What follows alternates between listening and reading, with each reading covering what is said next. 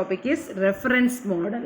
Reference model. This is a very important 5-mark question. Very important 5-mark question. So OSI model.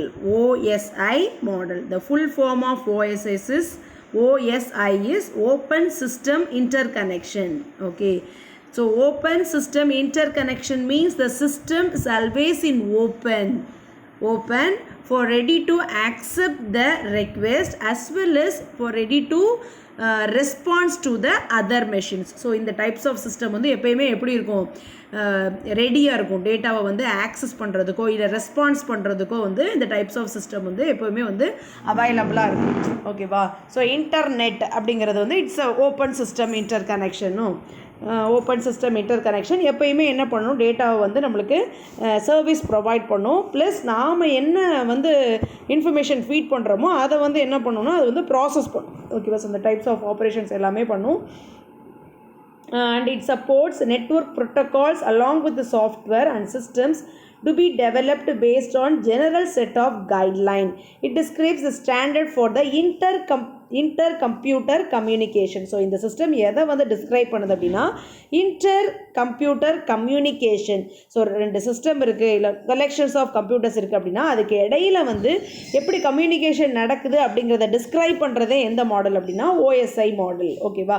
So நெட்வொர்க்கிங்கில் main concept அப்படிங்கிறது open system inter connection model. So இது எதை describe பண்ணுது அப்படின்னா group of சிஸ்டத்துக்கு இடையில எப்படி communications நடக்குது அப்படிங்கிற ஸ்டாண்டர்டைஸ்டை describe பண்ணுறது தான் இந்த OSI model. Okay. So OSI model has 7 layers. OSI model has 7 layers. So this is the important diagram.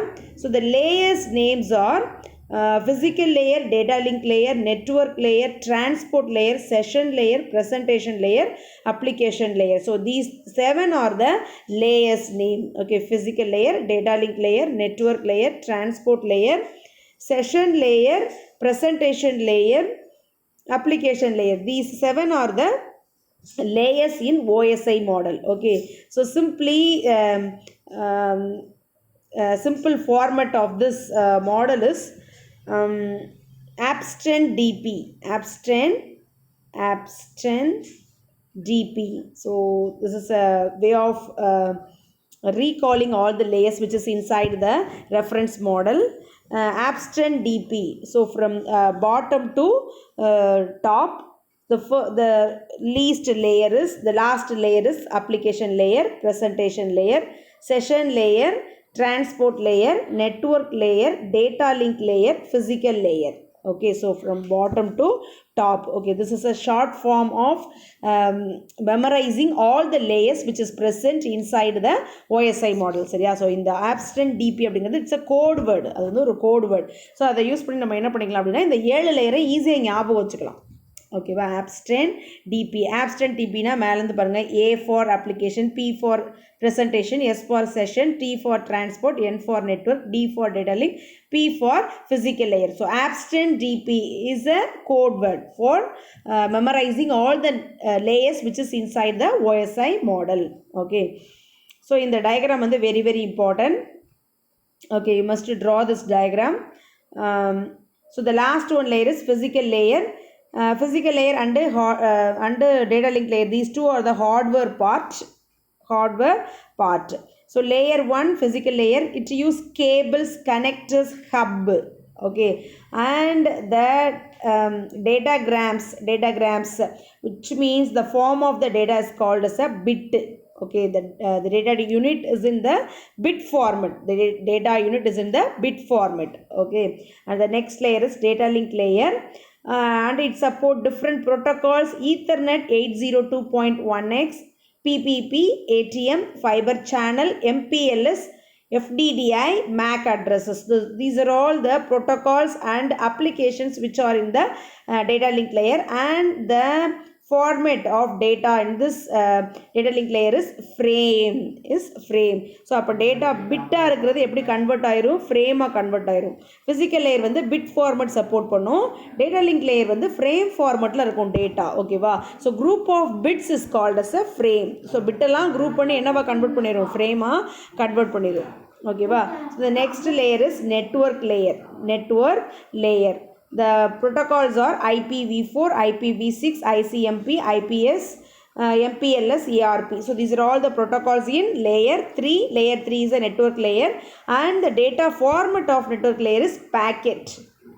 So இது எப்படி இருக்கும் அப்படின்னா ஃப்ரேம்ஸ் எல்லாம் குரூப் பண்ணி பேக்கெட்டாக கன்வெர்ட் பண்ணிடும். So the first lowest layer data format is bit, frame, packet. Okay, and the next layer is transport layer. It support protocols TCP, UDP. The data format is a segment.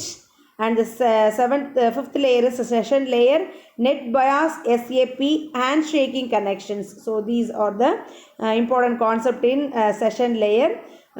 Then presentation layer, it support encryption and decryption. So all the works of encryption and decryption done by this presentation layer. So session layer and presentation layer and application layer, these three are the upper layer.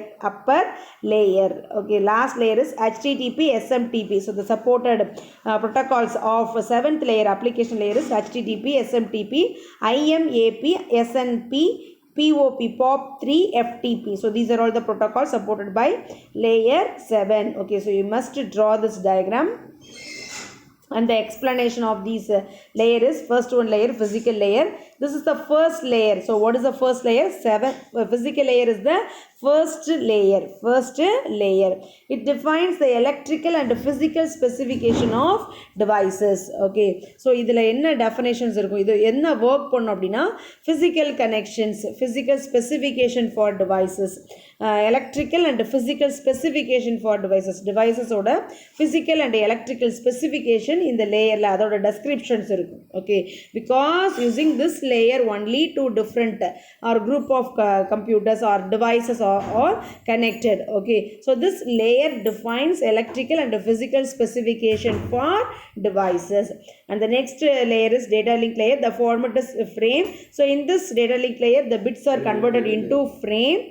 Okay, and the work of data link layer is guarantees that the data transmitted are free of errors. So இப்போ இந்த லேயரோட work என்ன அப்படின்னா, send பண்ணுற data opposite சைடில் கரெக்டாக receive ஆகுதா இல்லையா அப்படின்னு செக் பண்ணுற வேலை யாரோட வேலை? இந்த டேட்டா லிங்க் லேயரோட வேலை. ஓகே, ஸோ இதுலேருந்து டிரான்ஸ்மிட் ஆச்சு அப்படின்னா கண்டிப்பாக அதில் என்ன இருக்காது? எரர் இருக்காது, free of errors. This layer has simple protocol. இந்த லேயரில் இருக்கிற ப்ரோட்டோகால் என்னெல்லாம்? ஈத்தர்நெட் அண்டு ஈத்தர்நெட் வந்து 802.3. ஈத்தர்நெட்டுங்கிறது ஒரு டைப் ஆஃப் நெட்வொர்க். ஸோ அதுக்கு சப்போர்ட் பண்ணுற ப்ரோட்டோக்கால் வந்து 802.3 அண்டு வைஃபைக்கு சப்போர்ட் பண்ணுற ப்ரோட்டோக்கால் வந்து 802.11 அப்படின்னு சொல்லிட்டு 2 டைப்ஸ் ஆஃப் ப்ரோட்டோகால்ஸ் வந்து இந்த செகண்ட் லேயர் வந்து சப்போர்ட் பண்ணுது. Then next layer is network layer. Network லேயரில் the frame is converted into packet. So this is the third layer. So this layer determining the path of the data packets. Okay, so determining the path of the data packets இல்லையா? So அப்போ ஒரு group of computers இருக்குது அப்படின்னா வந்து group of computers கடையில் வந்து data வந்து share ஆகும்போது பேக்கெட் பை பேக்கெட்டாக டிரான்ஸ்மிட் ஆகுது. இப்போ ஃபார் எக்ஸாம்பிள் இவர் வந்து ஒரு ஃபைலை சென்ட் பண்ணுறாரு அப்படின்னா அது வந்து பிக்கும் போய் ரிசீவ் ஆகும், சிக்கும் போய் ரிசீவ் ஆகும். ஸோ அப்படி ரிசீவ் ஆகும்போது அந்த டேட்டா வந்து ரிசீவ் ஆகும்போது என்ன ஃபார்மெட்டில் இருக்கும் அப்படின்னா பேக்கெட் ஃபார்மெட்டில் இருக்கும். ஓகேவா? ஸோ அந்த பேக்கெட்டை எப்படி இதை ஐடென்டிஃபை பண்ணிக்கிறது அப்படின்னா with the help of the IP address. Okay, IP address. So இது வந்து ஒவ்வொரு பேக்கெட்டில் இருக்கும். அந்த ஐபி அட்ரஸை வச்சு அது என்ன பண்ணிக்கிறது அப்படின்னா அந்த லேயரோட ஆர்டர், ஏன்னா வந்து ஒவ்வொரு வாட்டியும் டிஃப்ரெண்ட் பாத்தை சூஸ் பண்ணிச்சு அப்படின்னா அது ரிசீவ் ஆகிற இடமும் வந்து ரிசீவ் ஆகிற ஆர்டரும் மாறிடும் இல்லையா? ஸோ இது வந்து ஒரு டிவைஸ், இது ஒரு 2 டிவைஸ் இருக்குது. இப்போ டேட்டாவை டிரான்ஸ்மிட் பண்ணுது. அப்போ இந்த நெட்வொர்க் லேயரோட வேலை என்ன அப்படின்னா வந்து ஒரு பேக்கெட்டாக டேட்டாவை சென்ட் பண்ணும். அப்படி சென்ட் பண்ணும்போது ஃபஸ்ட்டு சென்ட் பண்ணுற பேக்கெட் வந்து ஒரு பாத்தை சூஸ் பண்ணியிருக்கு. இன்னொரு செகண்ட் பேக்கெட் வந்து இன்னொரு பாத்தை சூஸ் பண்ணுது. தேர்ட் பேக்கெட் வந்து இன்னொரு பாத்தை சூஸ் பண்ணுது அப்படின்னா ஸோ மூணு பேக்கெட்டுமே வந்து ஆப்போசிட் மெஷினை போய் ரீச் ஆகும். Sometimes the order second packet வந்து ஃபஸ்ட் பேக்கெட்டோட சீக்கிரமாக ரிசீவ் ஆகிட்டு அப்படின்னா அப்போ இது எப்படி டிஃப்ரென்ஷியேட் பண்ணிக்கணும் with the help of the IP address. So இந்த ஐபி அட்ரஸை வச்சு தான் திருப்பி அதை என்ன பண்ணிக்கணும்? ஆர்டர் பண்ணிக்கணும். ஸோ இந்த ஒர்க் வந்து சென்டர் சைட்லேயும் நடக்கும், ஆப்போசிட் சைட்லேயும், அதாவது ரிசீவர் சைட்லேயும் நடக்கும். ஓகேவா? ஸோ இது எல்லாமே வந்து கம்யூனிகேஷன் ப்ரொவைட் பண்ணுறதுக்கு ஹெல்ப் பண்ணுற லேயர்ஸ். ஓகே, ஸோ ஒரு டிவைஸ்லேருந்து இன்னொரு டிவைஸ்க்கு டேட்டா டிரான்ஸ்மிட் ஆகும்போது ஸ்டெப் பை ஸ்டெப் ப்ராசஸ் என்ன, ஸ்டெப் பை ஸ்டெப்பாக இன்வால்வ் ஆகிற ப்ராசஸ் தான் இந்த full model. Okay, the transport layer, it is the fourth layer that guarantees the transportation sending of data is successful. டேட்டாவை ப்ராப்பராக டிரான்ஸ்போர்ட் பண்ணி வைக்கிற வேண்டிய வேலை யாரோட வேலை அப்படின்னா டிரான்ஸ்போர்ட் லேயரோட ஒர்க்கு. அதுக்கப்புறம் இது என்ன இன்னொரு ஒர்க் என்ன அடிஷ்னலாக பண்ணோம் அப்படின்னா எரர் செக்கிங் ஆப்ரேஷன், எரரை செக் பண்ணும், டிரான்ஸ்போர்ட்டேஷன் பண்ணும், டேட்டாவை டிரான்ஸ்மிட் பண்ணிடுது இல்லையா. ஸோ பாத் செலக்ட் பண்ணி டேட்டா டிரான்ஸ்மிட் பண்ணிடுது. டிரான்ஸ்மிட் பண்ணதுக்கப்புறம் அந்த டேட்டா ரிசீவ் ஆகிற வரைக்கும் உள்ள எல்லா ரெஸ்பான்சிபிலிட்டிஸும் ப்ளஸ் எரர் செக்கிங் ரெண்டு ஒர்க்கும் எதோட ஒர்க்கு, இந்த டிரான்ஸ்போர்ட் லேயரோட ஒர்க்கு. அடுத்த session layer provide session between the machine. So ஒரே டைமில் நிறைய மெஷின்ஸ் வந்து கம்யூனிகேஷன் லைனில் வரும்போது ஒவ்வொரு லேயருக்கும் டிஃப்ரெண்ட் செஷன்ஸை வந்து ப்ரொவைட் பண்ணி கொடுக்குற வேண்டிய ஒர்க் வந்து செஷன் லேயரோட work. This is the fifth layer. Identifies the established system session between different networks. So இதோட மெயின் ஒர்க்கே என்னது, செஷன் ப்ரொவைட் பண்ணி கொடுக்குது. எப்படி வந்து ஃபர்ஸ்ட் பீரியட் இந்த டைம்லேருந்து இந்த டைம், செகண்ட் பீரியட் வந்து இந்த டைமில் இந்த டைமில் இருக்கும், அதே மாதிரி ஒரு டிவைசஸ் வந்து குரூப் ஆஃப் டிவைசஸ் கம்யூனிகேஷனில் இருக்கும் போது அதுக்கு செஷனை ப்ரொவைட் பண்ணி கொடுக்குறது. இந்த டைமில் நீ டிரான்ஸ்மிட் பண்ணணும், இந்த டைமில் நீ டிரான்ஸ்மிட் பண்ணணும் அப்படின்னு செஷனை ப்ரொவைட் பண்ணி கொடுக்குற லேயர் தான் என்னது, செஷன் லேயர். ஓகேவா. Then while accessing system remotely, session is created between your computers and the remote system. So நம்ம வந்து டேட்டாவை வந்து சென்ட் பண்ணுறோம், டிரான்ஸ்மிட் பண்ணுறோம், ஆக்சஸ் பண்ணுறோம் அப்படின்னா நம்ம மெஷினுக்கும் ரிமோட், அதாவது தூரத்தில் இருக்கிற மெஷினுக்கும் இடையில செஷனை ப்ரொவைட் பண்ணி கொடுக்குறது இந்த செஷன் லேயரோட ஒர்க்கு. அடுத்து இருக்கிறது ப்ரெசன்டேஷன் லேயர். ஸோ இந்த ப்ரெசன்டேஷன் லேயர் வந்து இந்த நம்ம ஆல்ரெடி பார்த்தோம் இன்கிரிப்ஷன் டீக்ரிப்ஷன் ஒர்க்லாம் என்ன பண்ணும், இந்த ப்ரெசன்டேஷன் லேயர் தான் பண்ணும். ஓகேவா. ஸோ அப்போ டேட்டா டீக்ரிப்ட் டேட்டா ரீச் ஆகிருக்கும் போது அதை திருப்பி என்கிரிப்ட் பண்ணி நம்மளோட மெஷினில் ஸ்டோர் பண்ணுற வேலை இந்த லேயரோட work. So encryption and decryption protocols occur in this layer. இந்த லேயரில் இருக்கிறது என்னதான், என்கிரிப்ஷனுக்கும் டீக்ரிப்ஷனுக்கும் சப்போர்ட் பண்ணுற அந்த ப்ரோட்டோகால்ஸ் இருக்கும். ஓகேவா. அண்ட் அதுக்கப்புறம் வந்து அப்ளிகேஷன் லேயர், இதுதான் லாஸ்ட் லேயர். இது வந்து user interface platform comprising of software within the system. நம்ம டேட்டாவை வந்து ப்ரெசென்ட் பண்ணும்போது லைக் இப்போ சென்டர் அண்ட் ரிசீவர் ரெண்டு பேர் இருக்காங்க. ஸோ சென்டர் வந்து 2 லைனில் டேட்டாவை டிரான்ஸ்மிட் பண்ணுறாங்க அப்படின்னா ரிசீவருக்கும் 2 லைனில் தான் ஆன்சர் கிடைக்கணும். அவருக்கு எப்படி கிடைக்கக்கூடாது, ஒரு லைனில் கிடைக்கக்கூடாது. ஸோ இவர் என்ன வழியில் ப்ரெசென்ட் பண்ணுறாரோ அதே வழியில் தான் ஆப்போசிட் சைடில் இருக்கிறவருக்கும் டேட்டா கிடைக்கணும். ஸோ அதை வந்து என்ஷூர் பண்ணுற ஒர்க் வந்து application layer. So what are the 7 layers? Abstract DP is the code word for memorizing all the layers in the OSI model. Okay va. So what are the layers? Physical layer, data link layer, network layer, transport layer, session layer, presentation layer, application layer. So these are all the layers.